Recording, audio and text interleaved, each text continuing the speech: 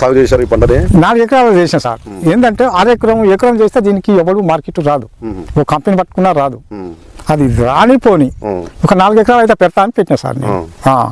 ఎకరానికి ఎంత ఖర్చు అవుతుంది? మీకు కూలీలు ఏ విధంగా అవసరం ఉంటుంది? కూలీలా సార్? కూలీలు ఇప్పుడు ఏం అవసరం ఉండదు. ఒక గడ్డి ఓపియాలనుకుంటే అవసరం. సంవత్సరానికి ఒకసారి పిలకలు పీకియాలి సార్. మట్ట పెరగదు. చేనేర్పున అయిపోతుంది, మొత్తం బరుచుకుంటాయి అన్నమాట. మరి ఇక్కడ వాటర్ తక్కువగా ఉంది, మరి మీ పంటకు వాటర్ అధికంగా ఏమైనా ఉపయోగపడుతుందా?